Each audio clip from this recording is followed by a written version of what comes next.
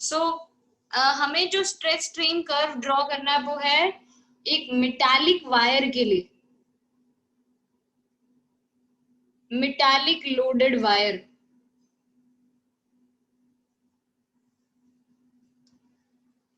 मैं graph draw कर देती हूँ, आप लोगों को भी मेरे साथ ग्राफ ड्रॉ करना है। आप लोगों को भी मेरे साथ ग्राफ ड्रॉ करना है ना, मैं भी ग्राफ ड्रॉ कर के लिए। फिर उसके बाद हम ये रीजन्स को सिर्फ एक्सप्लेन करते जाना आगे से आगे। Keep your notes with your self.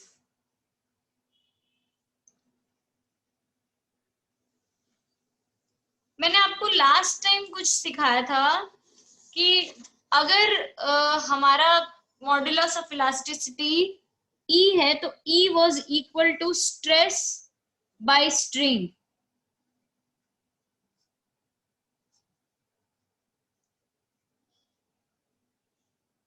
तो और यहाँ पे ये शुरू कहां से हुआ था? हुक्स लॉ से, कि stress is directly proportional to strain, वहां से शुरू हुआ था। आप लोगों को मेरी आवाज आ रही है? ऑलराइट। सो आगे अगर मैं स्ट्रेस स्ट्रेन का ग्राफ ड्रॉ करूं, तो अगर stress is directly proportional to strain है तो ग्राफ का शेप क्या होना चाहिए?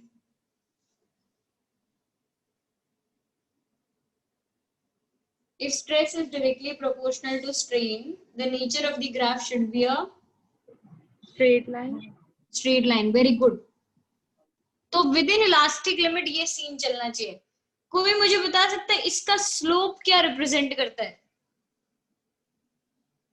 Modulus of elasticity. Very good. Slope is determined by quantity on y-axis divided by quantity on x-axis. So stress by strain is nothing but modulus of elasticity.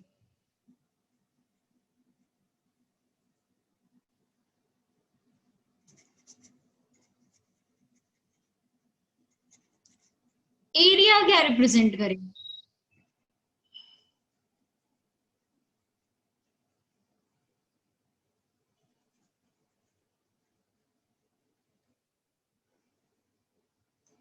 Area represent करेगा energy stored per unit volume. ये याद रख लेना। Area represents energy stored या elastic energy stored per unit volume.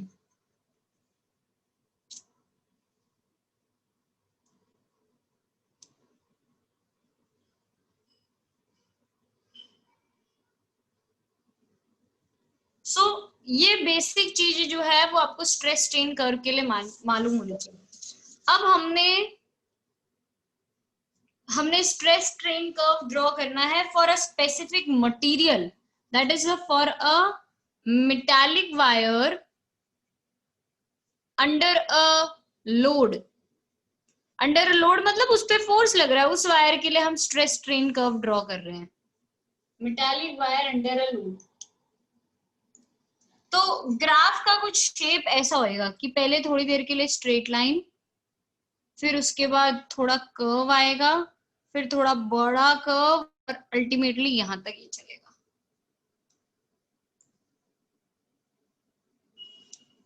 इस graph पे मैं points को मार्क कर देती हूँ। ये ओ, ए, बी, यहाँ पे डी और यहाँ पे ई, ये रीजन्स मैंने मार्क कर दिए। ओ, A, B, D, E.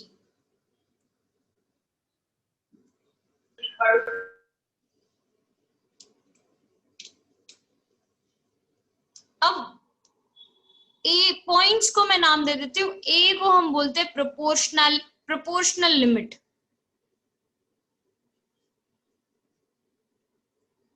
B को हम बोलते हैं इलास्टिक लिमिट।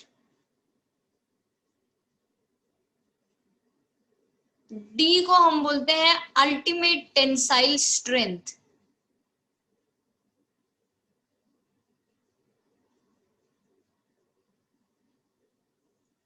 एंड ई को हम बोलते हैं फ्रैक्चर पॉइंट।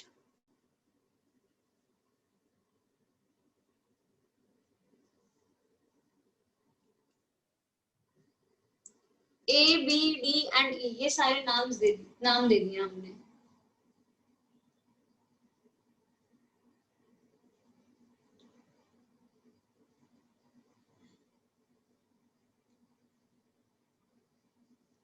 अब इनको एक्सप्लेन करने के लिए आपको आएगा कि explain region O A, explain region O A B, explain region B D, explain region D E. देखो ये ग्राफ ऐसा तो है नहीं कि मैंने अपनी मर्जी से बना दिए, राइट? ये एक्सपेरिमेंटल वैल्यूज रख रख के ग्राफ ड्रॉ किया गया है कि स्ट्रेस इतना हो तो स्ट्रेन कितना आएगा, स्ट्रेस इतना हो तो स्ट्रेन कितना आएगा, ऐसे कर करके एक मेटालिक वायर के लिए ग्राफ ड्रॉ किया गया। सो अगर मेटालिक वायर के लिए ऐसा ग्राफ बन रहा है तो अब ये रीजन्स को एक्सप्लेन करना वो हमसे चाहते हैं कि आप ये रीजन को एक्सप्लेन करो, ये मतलब क्या है इन ग्राफ का। तो उसके लिए मैं आपसे पहला क्वेश्चन ये पूछना चाहूंगी कि इलास्टिक लिमिट आपने किसको बोला था? What was elastic limit? किसको याद है लास्ट टाइम हमने डिफाइन किया था कि इलास्टिक लिमिट क्या है? यस वेदांत।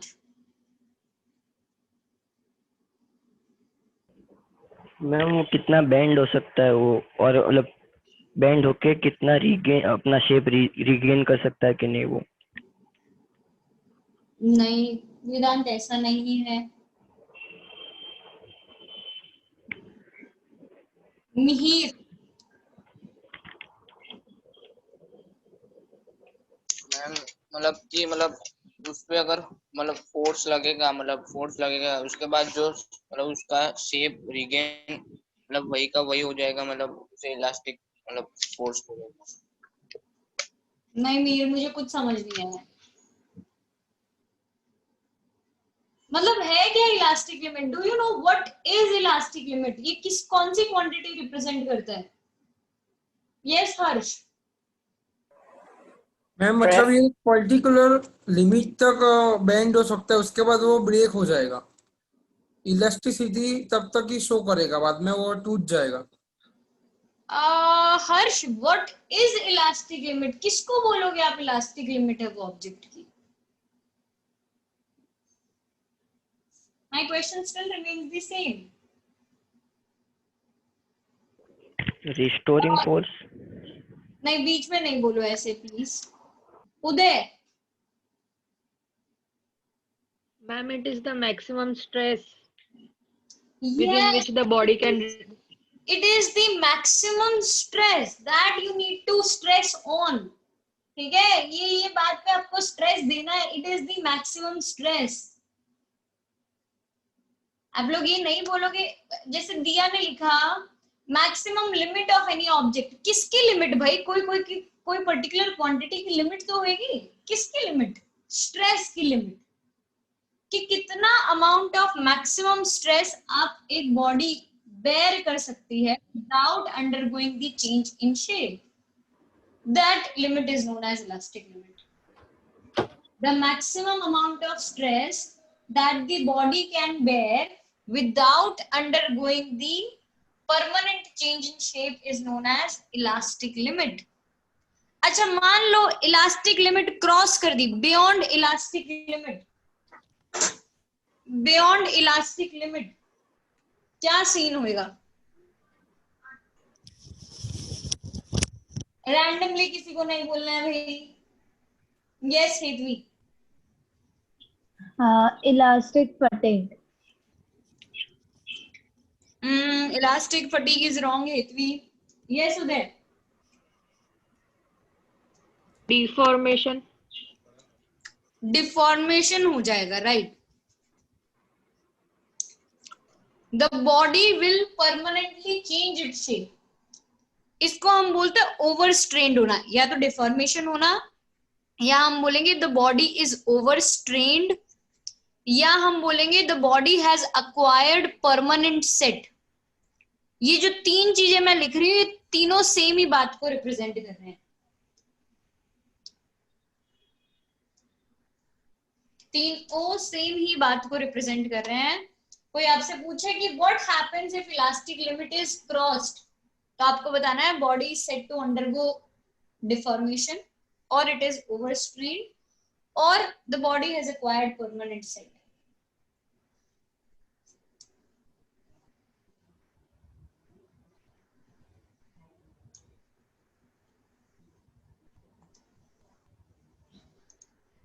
Yes, भव्य बोलिए.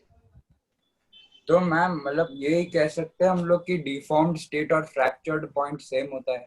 No. नहीं. नहीं.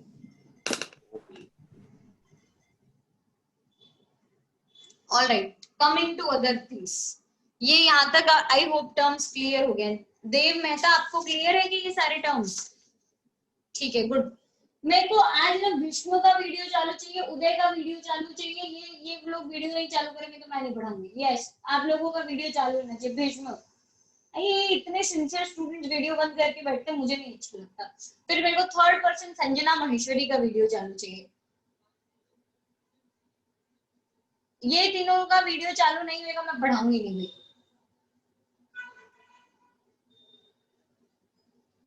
संजना तो is not even listening in class, है ना Sanjana?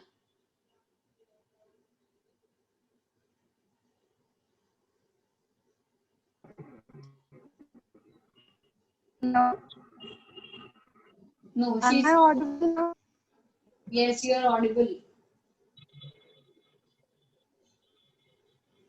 Ma'am, actually, I haven't attended the classes since So what? these days, video तो so तब भी चालू हो सकता है. वीडियो मना कर देता my है अगर आपने exams were going on. But आपने क्लासेस अटेंड नहीं की Ma'am, हो. video का network problem. अरे ऐसा आप अपने पेरेंट्स से बुलवाओ मुझे. ये क्लास के एंड पे आप अपने पेरेंट्स को बोलो मुझे बोलने के लिए, ठीक है? तो I would agree next time से, वरना Okay, मैं नहीं अलाउ करूंगी Sanjana. Right. What about others? Okay, ये ma'am. जिनके वीडियो ऑफ है ना, मैं इनके पेरेंट्स से बात करूं. मोक्ष देखते रहे तो घर पे आज ही मैं कॉल लगाती हूँ. सच्ची में तेरे घर पे मैं आज ही कॉल लगा के बोलूंगी कि ये लड़के को मैंने 3 बार बोल दिया वीडियो चालू रखने के लिए, रखता नहीं है वीडियो चालू. Is it actually the network problem कि आपका बच्चा ही ऐसा है? ऐसा बोलूं मोक्ष में? तो फिर अब तो वीडियो नहीं ऑफ रखेगा. All right, moving on. हम आ जाते हैं ये सारी बात पे. प्रोपोर्शनल लिमिट पहले तो एक्सप्लेन करना है. हमारा हुक्स लॉ क्या बोलता था कि with in elastic limit the stress would directly be proportional to strain, right? So proportional limit हम उसी को बोलते हैं कि जब तक stress is directly proportional to strain, तब तक क्या होएगा कि आप इस पॉइंट में, इस रीजन में कभी भी स्ट्रेस हटा दो, मतलब डिफॉर्मिंग फोर्स रिमूव कर दो, ऑब्जेक्ट अपनी शेप वापस रीगेन कर लेगा. ऑब्जेक्ट अपनी शेप वापस रीगेन कर लेगा. Second point which we need to remember here is stress is directly proportional to strain. कि मतलब अगर मैंने स्ट्रेस को डबल किया, स्ट्रेन डबल हुआ. स्ट्रेस को ट्रिपल किया, स्ट्रेन ट्रिपल हुआ. स्ट्रेस को 4 टाइम्स, स्ट्रेन 4 टाइम्स, ऐसे बढ़ता जाएगा. It is directly proportional to strain. That limit is known as proportional limit. इसके बियॉन्ड क्या हो रहा है? इसके बियॉन्ड बी पॉइंट जो है वो इलास्टिक लिमिट है. तो मतलब यहां तक बॉडी अपनी शेप रीगेन कर सकती है. Body can regain its shape back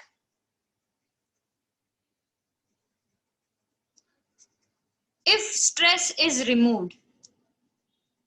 Body can regain its shape back if stress या deforming force is removed. Stress / deforming force is removed. मतलब there won't be any strain. आपने A से B के बीच में भी अगर स्ट्रेस हटाया तो वापस वो पीछे पाथ फॉलो कर लेगा और अपनी शेप रीगेन कर लेगा. There is no strain in the object. इसके बाद क्या होता है? ये ए बी में और क्या खास बात है? यहाँ पे मैं बोलूंगी द वायर या metal does not obey Hooke's law. The metal does not obey Hooke's law. यहाँ पे stress is no longer proportional to strain. Stress is no longer proportional to strain. ऐसा साइन होता नहीं है, बट ये मैंने short के लिए बना दिया है. कहीं आप हर बार यही यूज करो, आपको लिखना पड़ेगा stress is not directly proportional to strain.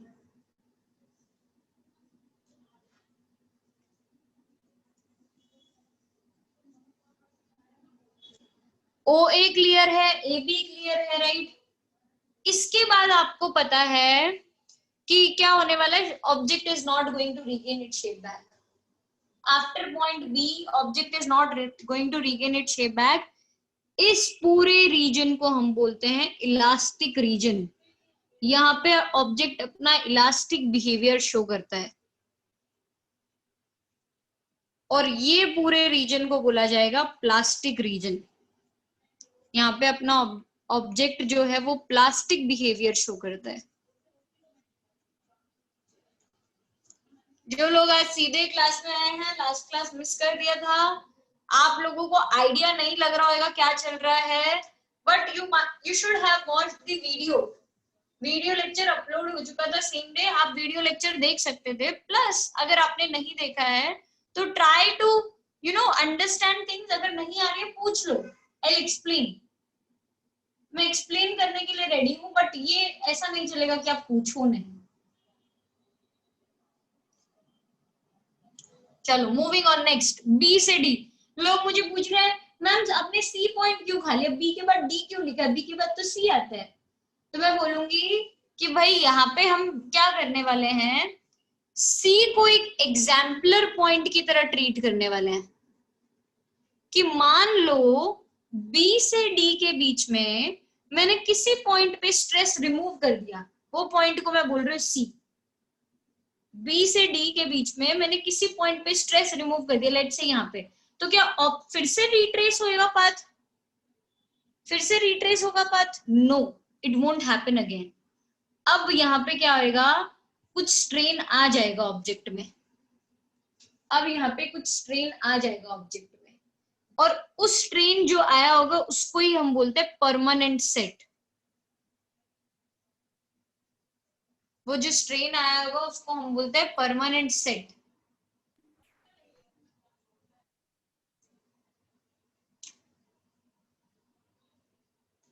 भव्य आपको अभी भी डाउट है क्या? Yes ma'am. बोलो। मैम ये एक बार सी समझाओगे वापस प्लीज, मुझे समझ नहीं। अभी तो मैंने शुरू ही किया है ये। अरे अभी नहीं मैम, वो थोड़ी आवाज आपका वो गिटार बज रहा था। क्या बात करो, बहुत नेटवर्क का प्रॉब्लम चल रहा है ना, अभी वो थोड़ा आवाज आया गिटार जैसा, बस वो कभी कभार आ जाता है। ठीक है, अभी आए तो बताना फिर से। मैं फिर से बता देती हूँ, बी से डी के बीच में मैं कोई पॉइंट पे स्ट्रेस रिमूव करूं तो क्या स्ट्रेन वापस जीरो हो जाएगा? नहीं, क्योंकि यहाँ के बाद अब ऑब्जेक्ट अपनी शेप रीगेन नहीं कर सकता है, तो there will be some strain in the object. Object अपनी शेप चेंज कर चुका होगा यहाँ पे, तो C is that point where object has change its shape. यहाँ पे stress is no longer proportional to strain. वो तो पहले ही से हट गया था वैसे, लेकिन फिर भी बता देते हैं, यहाँ पे strain won't be equal to zero as well. Strain won't be equal to zero, और डी पॉइंट तक maximum amount of stress bear हो सकता है, इसके बाद स्ट्रेस नहीं बेयर होगा। D is the maximum limit कि बॉडी इसके बाद अपना और स्ट्रेस बेयर कर ही नहीं सकता है। मतलब ये वो वाली ऐसा नहीं होता कि अब ये लटक रहा है, जैसे नहीं होता कोई चीज के साथ, आप कंसिडर करो तो लीफ अगर टूटने वाली होती है पेड़ से तो वो जस्ट लटक रही होती है एकदम। अब मैं उसको जरा सा टच करूं या जरा सा उठा के रखूं, वो टूट ही जाने वाली है अपने। ये वो वाला पॉइंट है हमारा ब्रेकिंग पॉइंट। मतलब ब्रेकिंग पॉइंट नहीं यूज करूंगी मैं वर्ड, क्योंकि आप फिर नाराज हो जाओगे जब मैं अगले पॉइंट में वापस ब्रेकिंग पॉइंट बोलूंगी। मैं यहाँ पे बोलूंगी ये वो अब उसका पेशेंस लेवल सैचुरेट हो चुका है, इसके बियॉन्ड वो अब ना तो स्ट्रेस कम करवाना चाहता है ना बढ़ाना चाहता है। अगर आप कम करोगे स्ट्रेस तो भी टूटने वाला है, बढ़ाओगे तो भी टूटने वाला है। The object is going to break. ये रीजन वो है, E is the point at which the object is going to break. Fracture point जिसको हमने बोला है, the point at which object is going to break.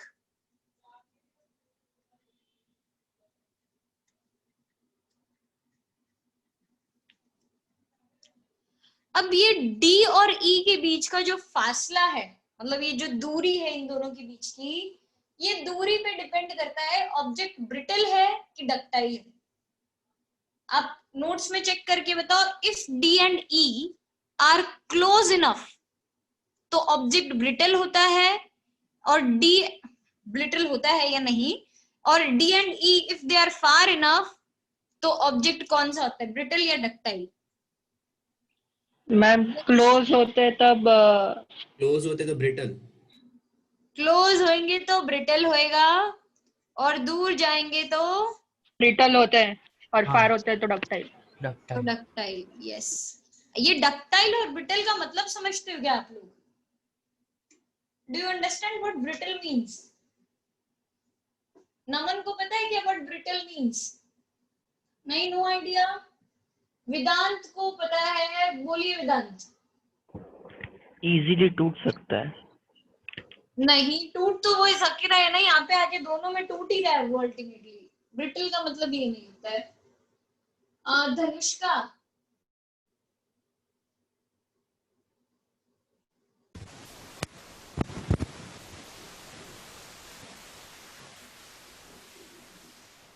Dhanushka कुछ बोल रहे हो?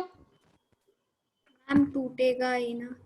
नहीं, ब्रिटल का मतलब वो नहीं होता है। यस भव्य।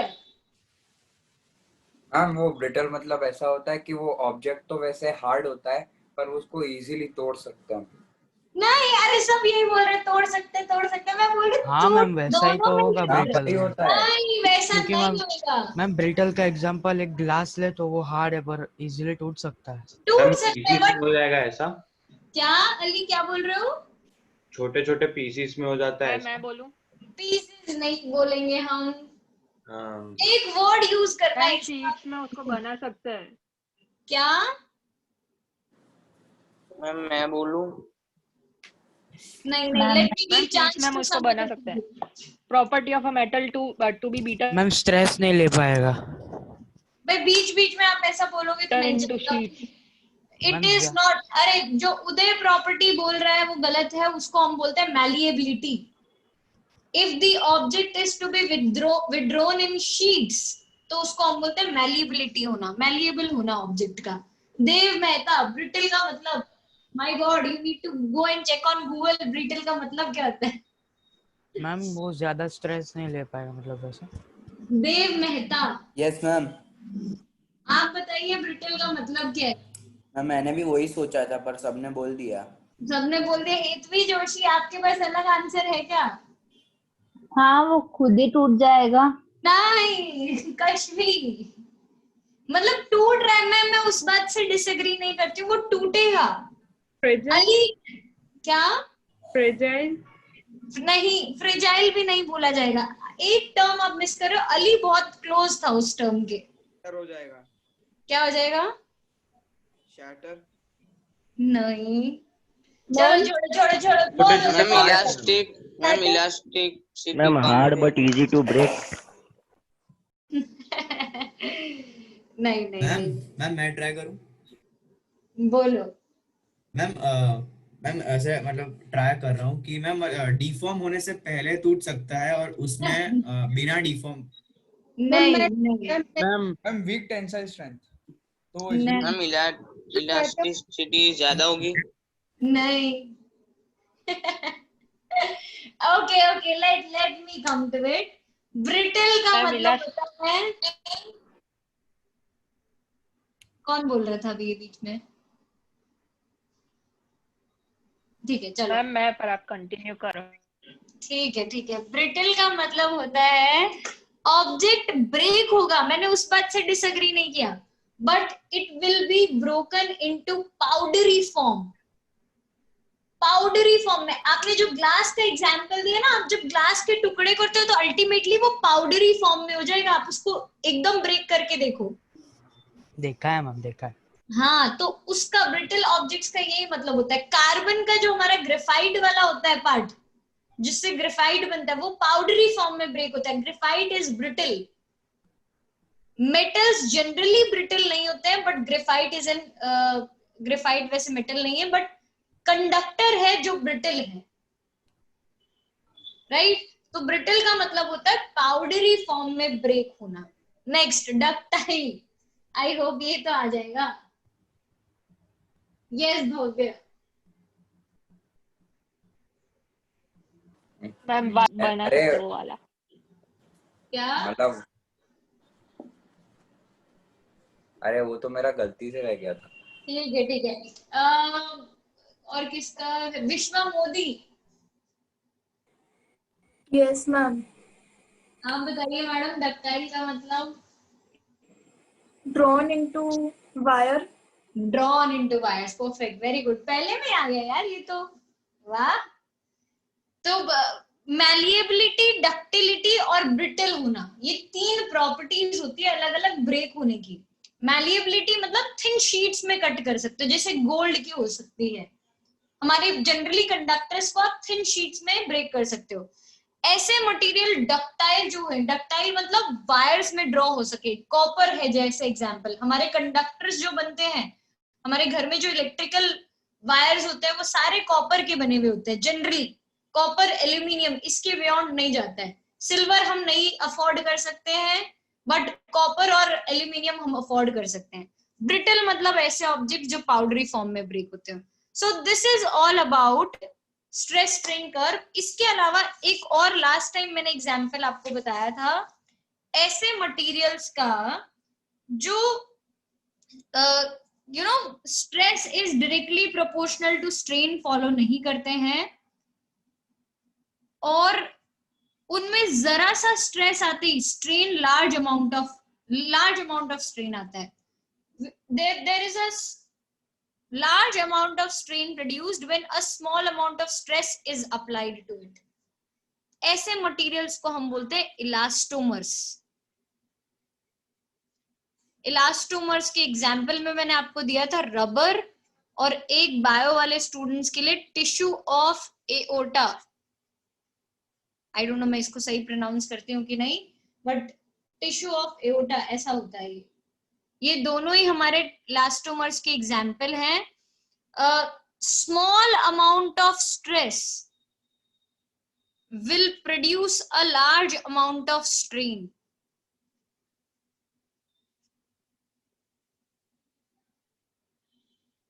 और ये लोग हुक्स लॉ ओबे नहीं करते हैं। They do not obey Hooke's law.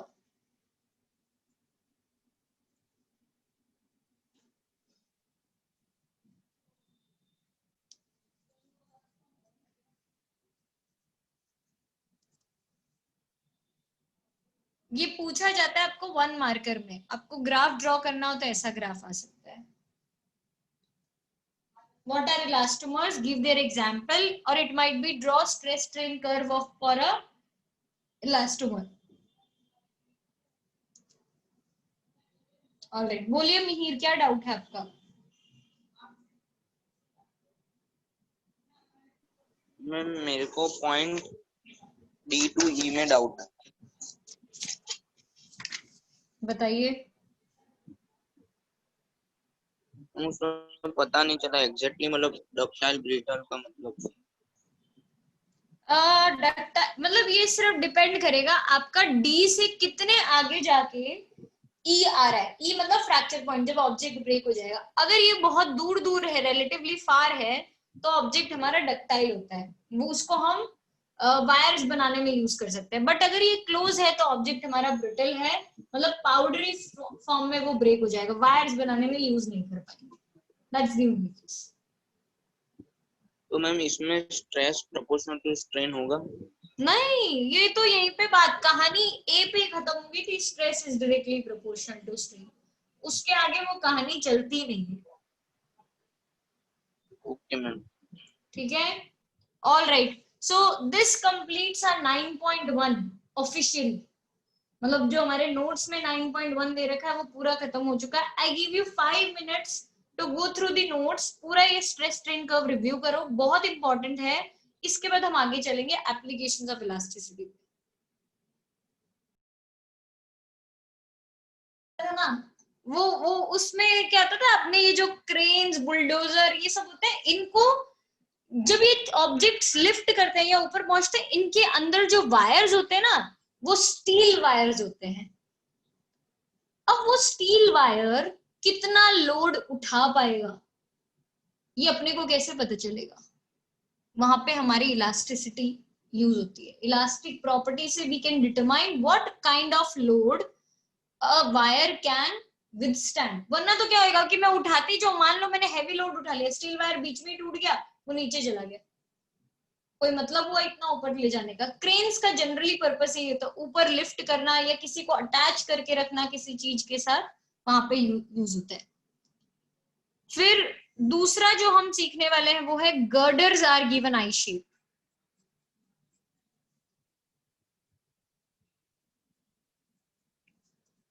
अब पहले तो ये गर्डर्स होते क्या, आधे लोगों को ये नहीं मालूम है। जब ये करवाती हूँ तो मैं इनकी इमेज दिखा देती हूँ ऑनलाइन में, ये तो फायदा है, I can show you the image सामने, मैं आपको दिखा देती हूँ सर्च करके फिर, ठीक है। And third, to determine the maximum height of mountain possible on earth. Determine the maximum height of mountain on earth। ये 3 एप्लीकेशंस हैं हमारे इलास्टिसिटी के।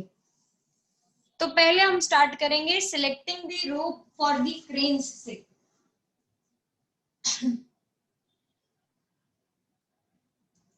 अब ये सिलेक्शन किस बेसिस पे हम करते हैं? पहले हम डिटरमाइन कर देते हैं कि हमें मास कितना लिफ्ट करना है।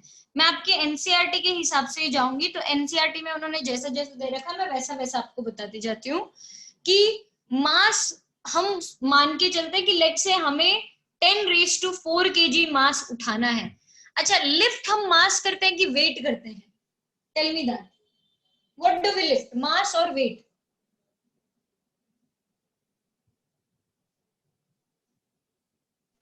क्या ma'am? Mass. Weight mass weight mass weight करते हैं भाई, वेट। क्योंकि आप किसी को उठाने वाले हो तो you are going to apply some force, वो फोर्स मिनिमम किसके इक्वल होना चाहिए? उसके वेट के, तभी आप उसको लिफ्ट कर पाओगे, वरना आप लिफ्ट कैसे कर पाओगे, राइट? तो what do we lift is weight. तो force acting on the steel ropes would be weight of the mass which I am lifting up, that is equal to 10⁴ into 10 कर दूं या 9.8 कर दूं न्यूटन, ये आ जाएगा कि the force which the steel wire नहीं, force exerted on steel wire would be 10⁴ into 9.8 Newton. इतना फोर्स तो अप्लाई होगा ही।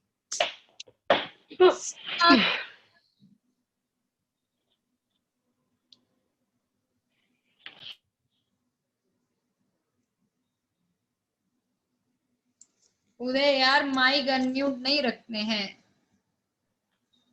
हाँ मैम, खुद ब खुद हो गया मैम। अभी नहीं होना चाहिए प्लीज। सो नेक्स्ट मैं आपको ये चीज याद करवा देती हूँ, मतलब ये अपने को याद ही रखना पड़ेगा, कोई ऑप्शन नहीं है आप लोगों के पास। इलास्टिक लिमिट फॉर स्टील कितना होता है? सिंस वायर स्टील के बन रहे हैं तो हमें इलास्टिक लिमिट ऑफ स्टील पता होनी चाहिए कि कितनी है। इलास्टिक लिमिट मतलब the maximum amount of stress which the body can bear, वो होता है 3 × 10⁸ newton per metre square. 3 × 10⁸ newton per metre square, ये हमारी इलास्टिक लिमिट है। तो अगर ये इलास्टिक लिमिट है, इतना लोड लिफ्ट करना है, तो आपके क्रेन के वायर का, जो आप वायर यूज करने वाले, स्टील रोप यूज करने वाले, उसका रेडियस कितना होना चाहिए, उसका रेडियस कितना होना चाहिए वो हमें बताना है। तो हम बोलेंगे elastic limit is nothing but stress, maximum stress which the body can withstand. Maximum stress, stress का फॉर्मूला क्या था? What was the formula for stress? Force upon area. Force per unit area. Very good. Force is given to us as 3 × 10⁸. नहीं, maximum stress is given to us as 3 × 10⁸. Force is given as 10⁴ into 9.8 upon area की जगह मैं लिख दूंगी πr²। Area की जगह हम लिख देंगे πr²। Now अगर मैं वो कट टू कट मेजर करूं तो r would be equal to 1, nearly equal to 1 centimetre आएगा। R would nearly be equal to 1 centimeter. Cut to cut, मतलब अगर मुझे इतना लोड लिफ्ट करना है तो हमारा जो क्या बोलते हैं ये आना चाहिए, रेडियस आना चाहिए 1 सेंटीमीटर आना चाहिए। इसमें मैंने एक स्टेटमेंट मिस कर दिया यार। वो स्टेटमेंट ये है कि फॉर अ सेफ्टी फैक्टर, जैसे आपके लिफ्ट्स भी जो बनते हैं, आपके लिफ्ट में भी वायर्स यूज होते हैं, आपने देखा होगा लिफ्ट में भी वायर्स लगे होते हैं, वो भी स्टील के होते हैं। लिफ्ट में ऐसा वो डाल ये वो वार्निंग डाली जाती है, maximum passenger limit is 5 person, this much weight should be allowed, ऐसा है। बट वो मैक्सिमम लिमिट इसके लिए डाली जाती है क्योंकि लोग ना वो होते हैं साइको, 5 बोलोगे तो 8 तो घुसा ही देते हैं। एक साथ कोई कोई जा रहे होंगे ना, 5 बोलोगे 8 घुसा देते हैं। वो ऐसा क्यों करते हैं, मैक्सिमम क्यों लिख देते हैं, क्योंकि उनको भी आइडिया कि this is how human beings work, this is the nature of human beings, right. So यहाँ पे जो मैंने चीज मिस किया वो ये है, सेफ्टी फैक्टर को मैंने ध्यान में नहीं रखा। मैंने उन लोगों को ध्यान में नहीं रखा जिनको 5 का मतलब 5 नहीं पता चलता है।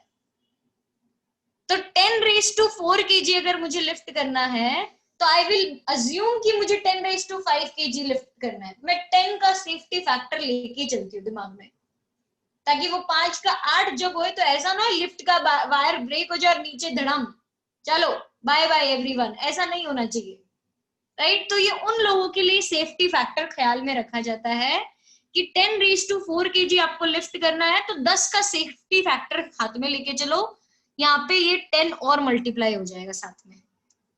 तो इंस्टेड ऑफ 10⁴ यहाँ आ जाएगा 10⁵ न्यूटन।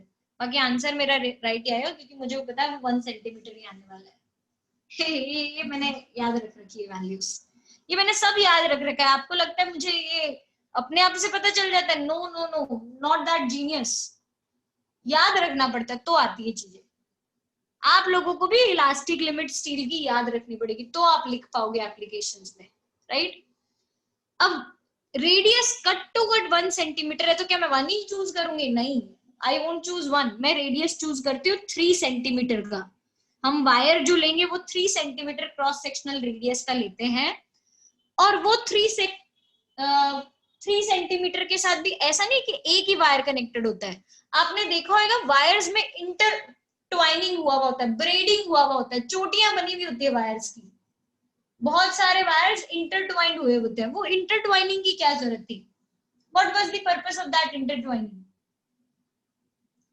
एक वायर रिजिड होता है, मूव नहीं हो पाता है, एकदम ऐसे करना पॉसिबल नहीं होता। ये कोई थ्रेड तो है नहीं कि मैं इसको ऐसे मोड़ के कर दूं, स्टील का वायर है। लेकिन जब मैं इंटरट्वाइनिंग कर देती हूँ, ब्रेडिंग कर देती हूँ, तो फ्लेक्सिबिलिटी बढ़ जाती है, स्ट्रेंथ बढ़ जाती है, टेंसाइल स्ट्रेंथ बढ़ जाती है वायर की। ठीक है, क्लियर है? तो why we are choosing so many wires intertwined together?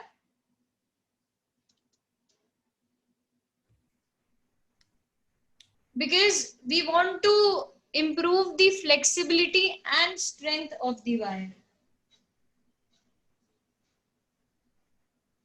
All right, चलिए moving on next.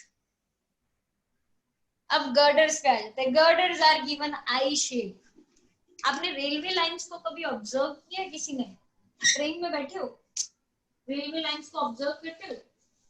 Railway lines का क्रॉस सेक्शन जो है वो कुछ ऐसी शेप का दिखता है, cross section.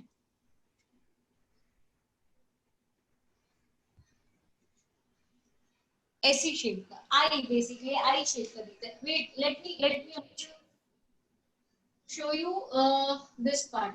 Girders are given I shape.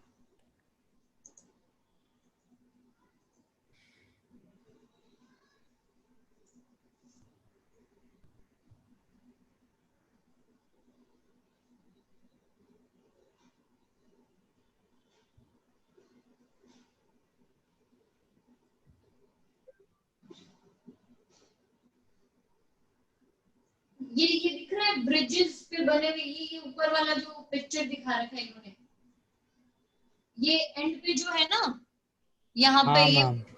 इनको बोला जाता है गर्डर्स। और हाँ, ये वाले हो गए, ये रही अच्छी फोटो है, this one. steel I shaped beams.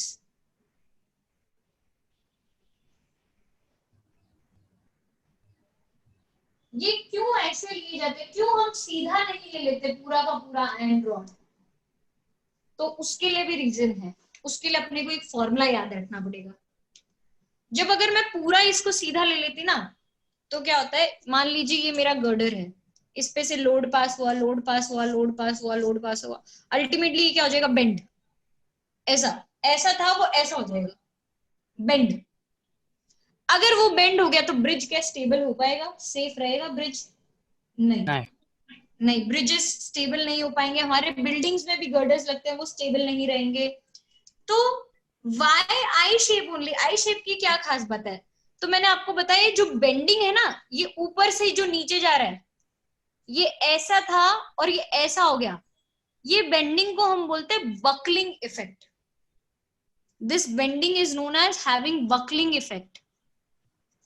अब ये बकलिंग इफेक्ट किस पे डिपेंड करता है? ये जो बेंडिंग है, ये इसको मैं डिनोट करती हूँ डेल से। Del is equal to WL cube upon 4y BD cube. WL cube upon 4y BD cube. Again मैंने ये सब याद रख रखा है, मेरे को ऐसा अपने आप से नहीं पता चलता है, मैंने ये याद रख रखा है, इस डेल का फॉर्मूला ये है। न्यूमेरिकल्स में कहीं यूज नहीं होने वाला, डोंट वरी अबाउट इट। इतना गंदा फॉर्मूला न्यूमेरिकल्स में यूज होएगा, क्या करेंगे? नहीं, न्यूमेरिकल्स में नहीं यूज होता है। सो ये क्या पर्पस क्या है अब इस आई शेप का, तो मैं बताती हूँ। जब आई शेप हम लेते हैं, एक तो मैंने लिया मान लो इतना मेटालिक वायर, और एक मैंने कट कर दिया ऐसा मेटालिक वायर, इतना इतना पोर्शन इसका कट कर दिया। तो पोर्शन कट करने से क्या हुआ, उसका वेट कम हो गया। तो इतना सारा मेटल मैं रिमूव कर दूंगी, वेट कम हो जाएगा। अब ये आई शेप की मैं डेप्थ भी बढ़ा सकती हूँ, कोई जरूरी नहीं है मुझे इतना सा ही मेटल लेना, मैं इसकी डेप्थ बढ़ा देती हूँ, ऐसा कर देती हूँ गर्डर को। जब डेप्थ बढ़ती है तो डेप्थ बढ़ने से क्या होता है, ये इंक्रीज हुआ तो ये डिक्रीज हो जाएगा, बकलिंग कम हो जाएगा, अमाउंट ऑफ बकलिंग कम हो जाएगा।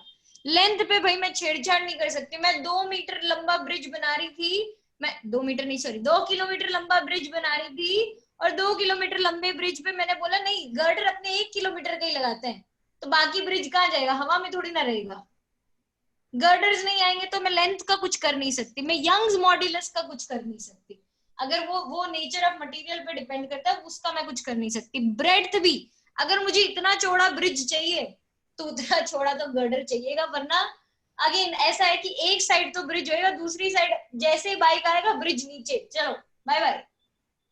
तो गर्डर अपने को ब्रेड्थ भी उतना चाहिए। The only thing which I can work upon is depth and weight. ये तो कॉन्सिक्वेंस, ये क्या बोलते हैं, कोइंसिडेंस हो गया कि मैंने डेप्थ बढ़ाई और साथ में वेट कम हो गया। वरना क्या हो रहा था, अगर मुझे डेप्थ बढ़ानी पड़ रही थी तो डेप्थ बढ़ाने के लिए उतना मेटालिक वायर भी यूज होता, अगर मैं आई शेप नहीं लेती तो।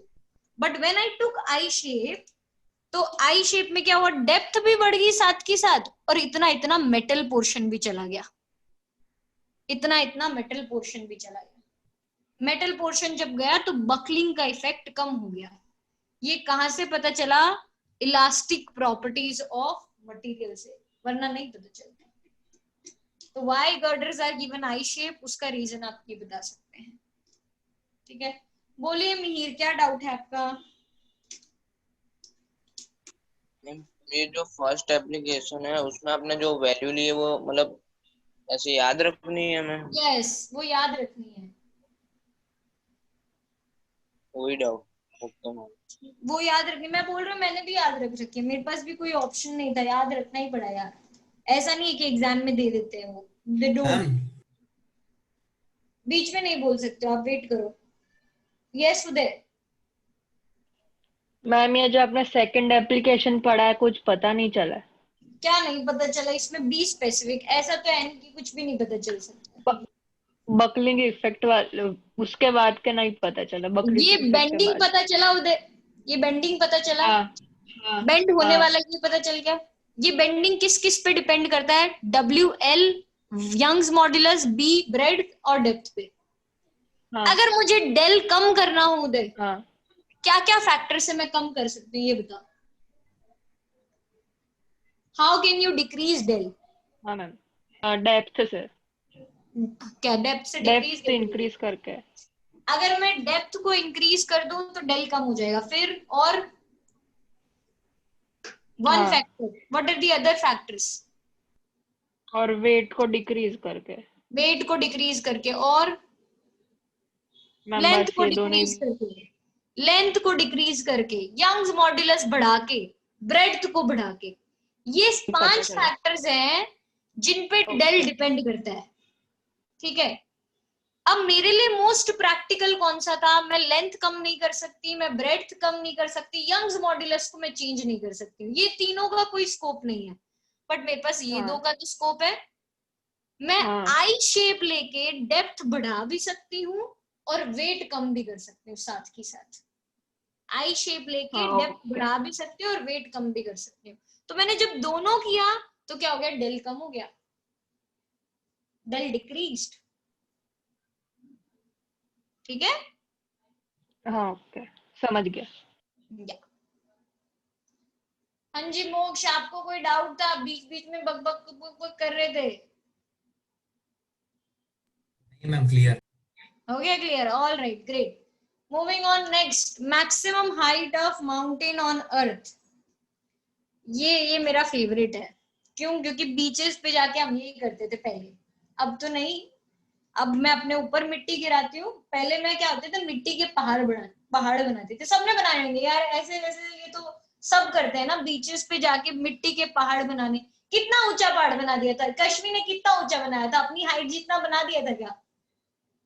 अपनी हाइट जितना, 5 फुट 6 इंच जितना पहाड़। ये कश्मीर तो अलग ही लेवल पे है। पता नहीं सच्ची बनाया था कि झूठ झूठ बोल रही है।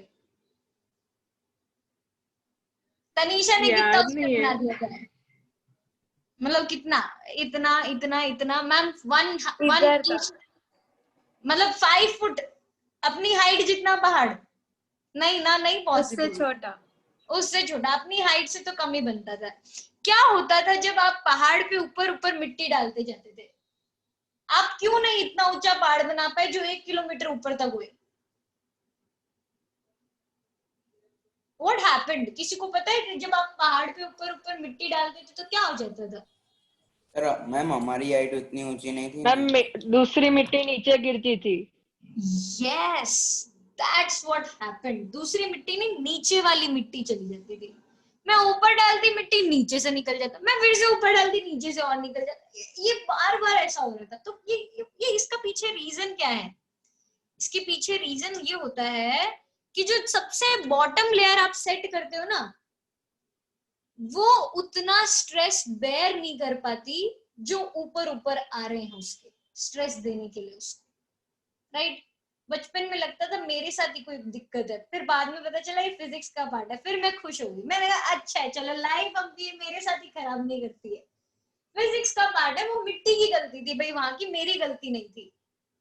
तो इतनी मिट्टी नहीं होती। हर्ष तो कुछ भी बोल रहा है, हर्ष बीचेस पे होती ही मिट्टी और कुछ होता ही नहीं है।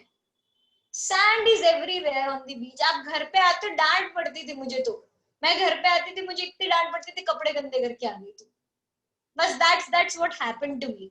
बट हाँ, ये क्यों नहीं हो पाता है? क्योंकि जो सबसे लोएस्ट आपका क्या बोलते हैं लेयर होता है, उसका मैक्सिमम प्रेशर या मैक्सिमम स्ट्रेस लेने की लिमिट क्रॉस हो जाती है। जब वो क्रॉस हो जाती है, वो क्या करता है, खुद साइड में हो जाता है और बोलता है भाई तू मेरी जगह ले ले, मैं तो नहीं इतना पहाड़ झेल सकता। फिर वापस उसके ऊपर वाला था, वो बोलता है फिर से मैं नहीं झेल सकता इतना। तो ये अब किस पे डिपेंड करेगा? ये मैक्सिमम हाइट ऑफ माउंटेन, मतलब माउंट एवरेस्ट की हाइट आपको शायद पता 8.4 किलोमीटर है अपने अर्थ पे, राइट? तो क्या माउंट एवरेस्ट जितना ही बड़ा पहाड़ हो सकता है कि अर्थ पे मैं और ऊंचा पहाड़ बना सकती हूँ? Is it possible to have one? तो मैं बोलूंगी चलो देखते हैं, फाइंड आउट करते हैं कि कितना मैक्सिमम हो सकता है। इसके केस में मैं बोलूंगी माउंट एवरेस्ट के एक क्या बोलते हैं रॉक पे एक रॉक पे कितना मैक्सिमम स्ट्रेस वो रॉक बेयर कर सकता है वो लिखेंगे पहले तो हम। The maximum stress which the rock can bear, Mount Everest वाला रॉक कितनी बेयर कर सकता है, वो है 3 into 10⁸ newton per metre square. इसके जैसे स्टील के जैसी 3 into 10⁸ newton per metre square. अच्छा टेल मी समथिंग, ये माउंट एवरेस्ट सॉरी ये मैक्सिमम स्ट्रेस को अपने और क्या बोल सकते हैं, what can we call it?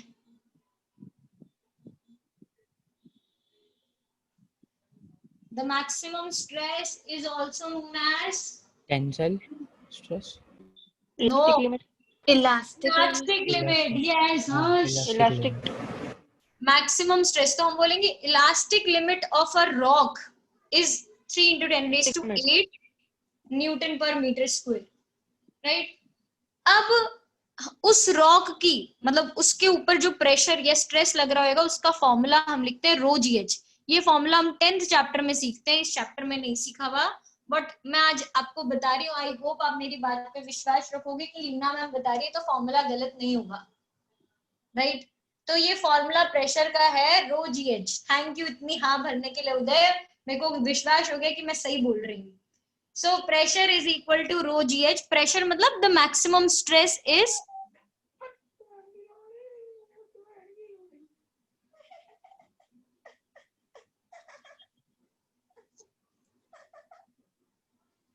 All right. So what I was talking about is maximum stress जो है वो है रो जी एच, उसका फॉर्मूला है रो जी एच। अब डेंसिटी ऑफ रॉक कितनी होती है ये भी आपको याद रखनी है, it is 3 into 10⁻³ kilogram per metre cube. 3 into 10⁻³ kilogram per metre cube.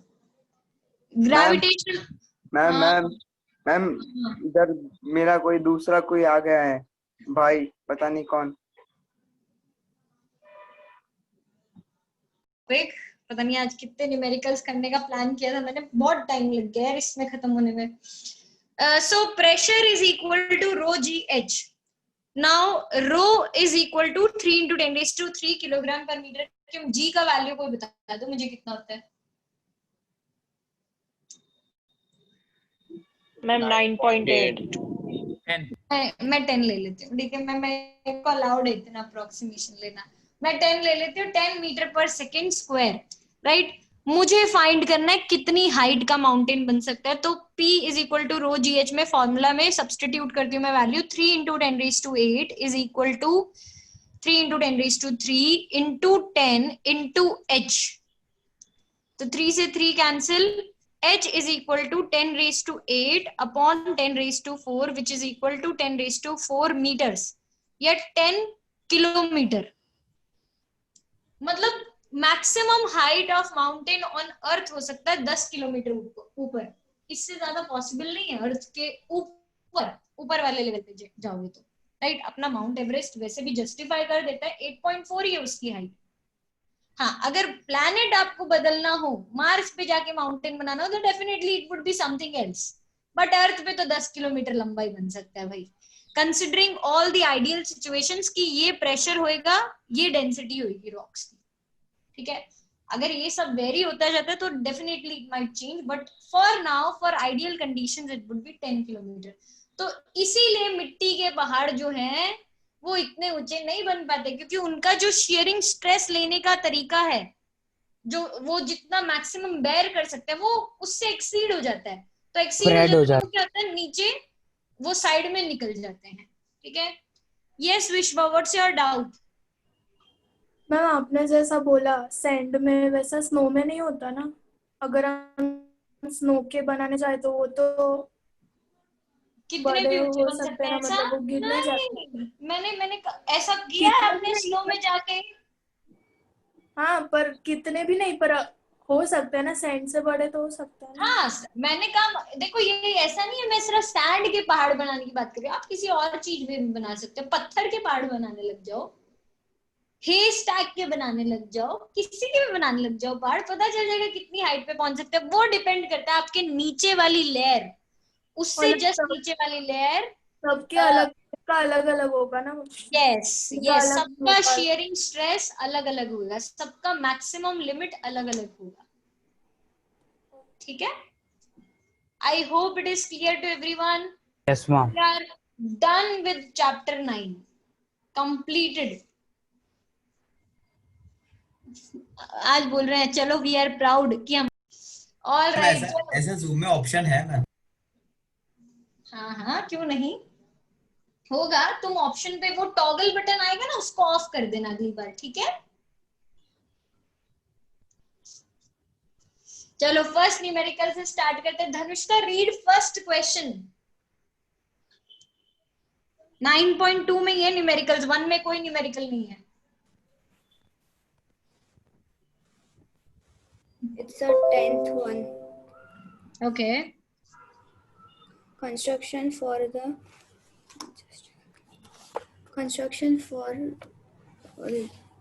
line was carried out day and night. One night when the work done was full in नहीं, swinging. बकवास क्वेश्चन है ये, नहीं करना है हमें। Next 11. A structural steel rod has a radius of 10 mm and a length of 1 m. A 100 kilonewton force stretched it along its length. Calculate the strength, elongations, and the strain of the rod. Young's modulus of steel is 2 into 10 raised to 11 Newton meter. Newton per metre square होगा। Yes, ma'am. So R is given to us as 10 meter, length is given as 1 meter, force is given to us as 100 kilonewton. Young's modulus is given to us as 2 into 10 raised to 11 Newton per meter square. We need to find stress, elongation, strain. ये तीन चीजें ढूंढनी है। तो मैं first formula लिखूंगी, Young's modulus is equal to stress upon strain. Young's modulus is equal to, नहीं वैसे नहीं, फोर्स और एरिया गिवन है ना। Stress is equal to, first part ढूंढने के लिए stress is equal to force per unit area. Area है हमारा पाई आर स्क्वायर। फोर्स की जगह हम लिख देंगे 100 into 10 raise to 3 kilo newton upon pi की जगह पाई, आर की जगह हम लिखेंगे 0.1 नहीं 0.01 मीटर, 0.01 मीटर। तो 0.01 का होल स्क्वायर। 100 अपॉन पाई होता है 32। ये पता नहीं मैंने पहले बताया हुआ है कि नहीं, लेकिन याद रखना 100 upon pi is 32 upon 10 raise to 3, 0.01 का होल स्क्वायर मतलब 0.1234 which is equal to 32 into 4 ऊपर पावर शिफ्ट हो जाएगी तो 32 इंटू 10 रेज टू 7 या 3.2 into 10 raise to 8 Newton per metre square. 3.2 into 10 raised to 8 Newton per meter square. Second, we need to calculate the elongation. Elongation मतलब delta L. Y is equal to FL upon A delta L हमने formula सीखा है।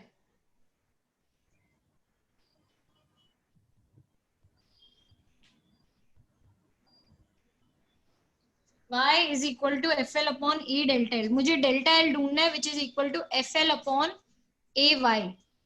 F का value है 100 into 10 raised to 3, L का value है 1, area है pi r square फिर से तो पाई इंटू 0.01 का होल स्क्वायर और यंग्स मॉड्यूलस है 2 into 10 raised to 11। सॉल्व करूं तो आएगा 100 upon pi 32 divided by 2। Powers check करते हैं हम, ऊपर आएगी 10 raised to 3, नीचे 10 raised to 11 और इसकी वजह से 10 raised to -4। ये ऊपर जाके बन जाएगा 10 raised to 7 और 7 - 11 करूंगी तो आएगा 10 raised to -4 तो ये आएगा 0.0016 मीटर। ये डेल्टा एल हो गया। एंड स्ट्रेन फाइंड करने के लिए हम बोलेंगे डेल्टा एल बाय एल कर दो। Strain is equal to delta L by L which is 0.0016 upon 1। Unit क्या बनेगा इसका भाई? What is the unit of strain? No Unitless. No unit, no dimension. भाई गलती से इच्छा हुई तो लिख मत देना एंड में मीटर, मार्क्स कट जाएंगे। ठीक है, इस बार यूनिट लिखने के नंबर चले जाएंगे आपके। अगर कुछ लोग क्या करते हैं, इसको परसेंटेज में रिप्रेजेंट करते हैं, तो परसेंटेज में करना, शायद अपने नोट्स में परसेंटेज में दे रखा होगा, तो इंटू 100 कर दो, दैट वुड बी 0.16%।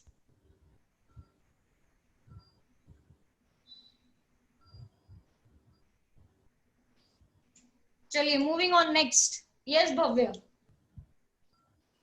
मैम ये मेरा डाउट है कि मतलब इसको परसेंटेज में कन्वर्ट करने का रीजन क्या? ऐसे ही मैं बोल रहा हूँ मत करना, तुम यहाँ तक रख लो बस, डाउट नहीं आना चाहिए दिल में, यहाँ तक छोड़ दो। Okay ma'am. राइट। परसेंटेज का मतलब ये होता है कि चेंज इन लेंथ इतना है, इतने परसेंट से चेंज हो चुका है लेंथ, 0.16% से। ठीक है, नेक्स्ट यश Joshi, read next question.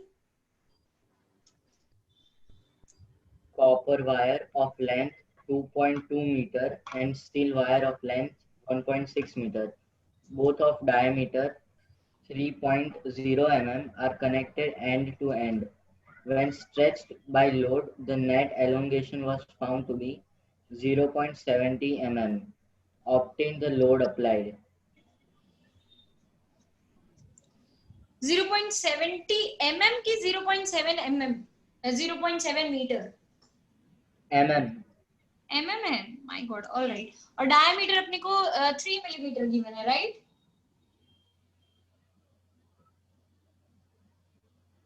Yes ma'am, 3 millimeter. Alright, so अगर डायमीटर 3 मिलीमीटर है तो रेडियस हो जाएगा कितना, 1.5 मिलीमीटर, हाफ हो जाएगा उसका 3/2। 1.5 मिलीमीटर का मतलब होता है 1.5 इंटू 10⁻³ मीटर। मुझे फाइंड करना है the net force applied on both of them. पहले तो मैं आपको फॉर्मूला याद करवा देती हूँ। Young's modulus is equal to FL upon A delta L। ये फॉर्मूला है भाई, याद रख लो। Young's modulus is FL upon A delta L, delta L is equal to FL upon AY।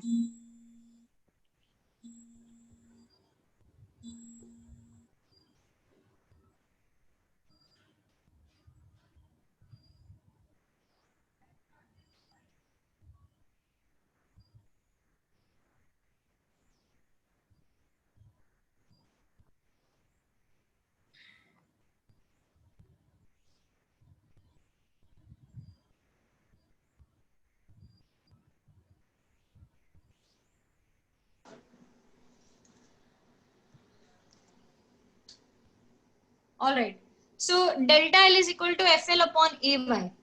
Copper और स्टील के लिए इन दिस पर्टिकुलर क्वेश्चन अपने को फोर्स गिवन है same, they are present under a given load. Force दोनों के लिए same है, लेंथ दोनों की अलग है, आई वुड अग्री। एरिया दोनों का है सेम, क्योंकि क्रॉस सेक्शन सेम दे रखा है तो एरिया दोनों का होगा सेम। यंग्स मॉड्यूलस डेफिनेटली अलग होगा। तो मैं अगर डेल्टा LC की जगह लिखूं तो मैं लिखूंगी FLC upon AYC plus FLS upon AYS is equal to 0.7 into 10⁻⁴। Take F common, F common लिया, A भी कॉमन ले लो, अंदर बचेगा 2.2। यंग्स मॉड्यूलस ऑफ कॉपर मालूम है क्या आप लोगों को? इससे ऊपर वाले में किसका गिवन था, कॉपर का था कि स्टील का गिवन था?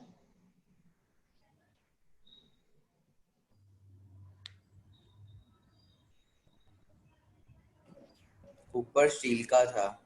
ऊपर स्टील का गिवन है तो कॉपर का ऊपर था 2 into 10⁻² वाला ना, तो कॉपर का होता है 1.1 into 10⁻11। याद रखने की जरूरत नहीं, टीचर से पूछ सकते हो what is the Young's modulus of copper.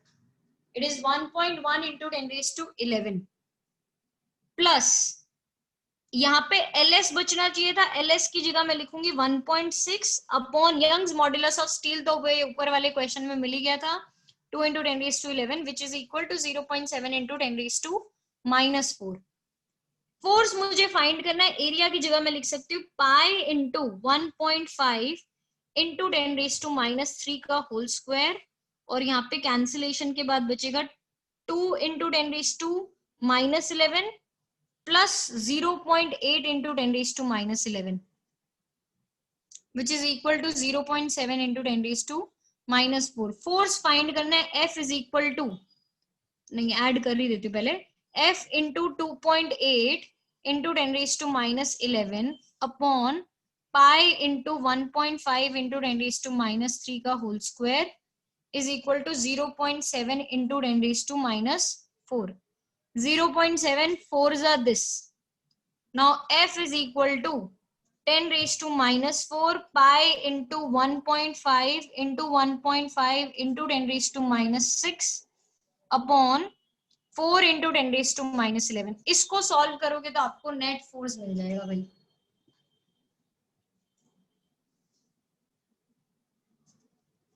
Dash Newton. एक ही पार्ट है क्वेश्चन का, हमें नेट फोर्स ही ढूंढना है इसमें कि और भी कुछ फाइंड करना था?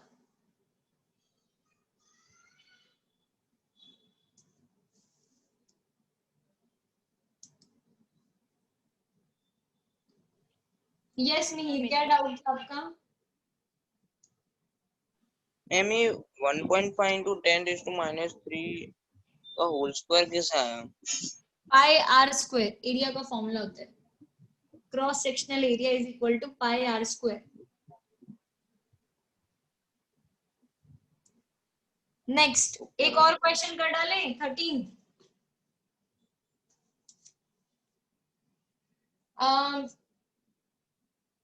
नमन 13th क्वेश्चन रीड करो।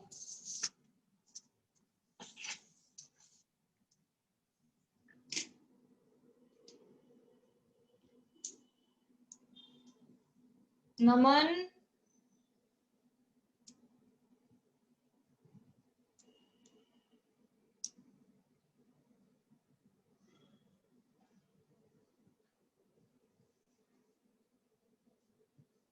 दीप 13th क्वेश्चन रीड करो।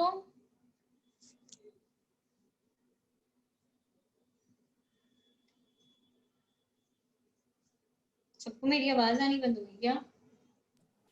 No, ma'am. देव यार 13th question. 13th question, yes.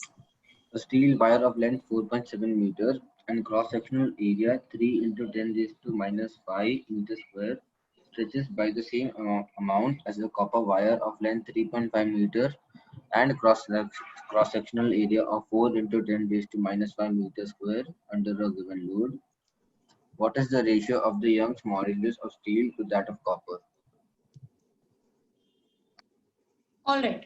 So हमें लेंथ ऑफ स्टील गिवन है, एरिया ऑफ स्टील गिवन है, लेंथ ऑफ कॉपर गिवन है, एरिया ऑफ कॉपर गिवन है। We need to find the ratio of Young's modulus of both of them.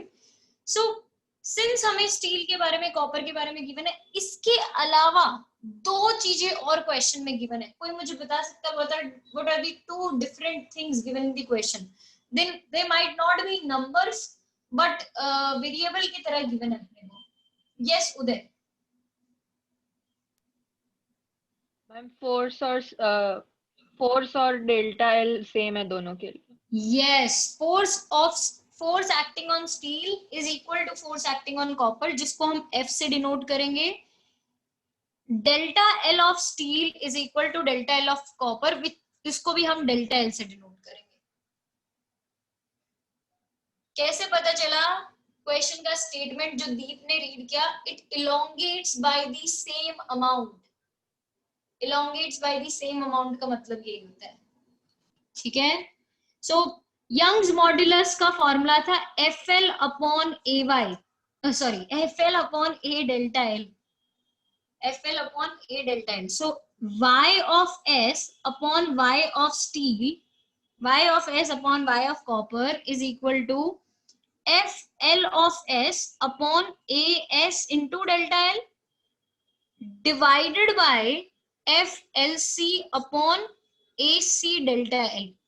Delta L से delta L cancel, F से F cancel, this is equal to LS AC upon AS LC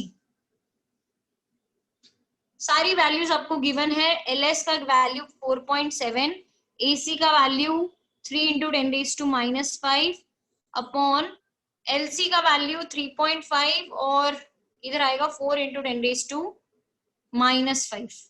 solve कर दो 10 raised to -5 10 raised to -5 cancel, point से point cancel. So multiply करने पे अपने को बच क्या जाएगा, कुछ कैंसिल तो होता हुआ दिख नहीं रहा है मुझे यहाँ पे। YS upon YC is equal to 47 3 कितना होता है, 47 2 94, 94 और 40 134 और 7 141 141 upon 35 into 4 70 70 140 140। So 141 upon 140 that would be 1 point something यार, ये आंसर आ जाएगा आपका। जो भी है वो देख लेना, रेशियो ही फाइंड करना है वैसे भी आपको, तो that would be 1 point something.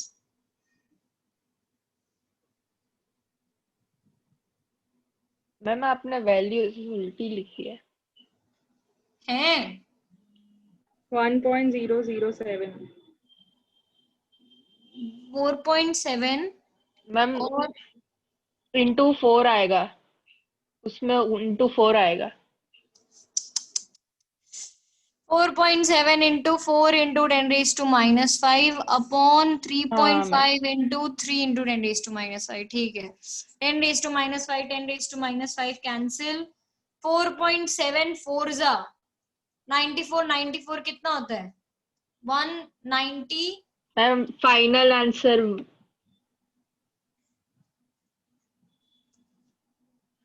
हाँ 105, इसका तो मैम पता फाइनल चला आंसर 188 1.79। ठीक है,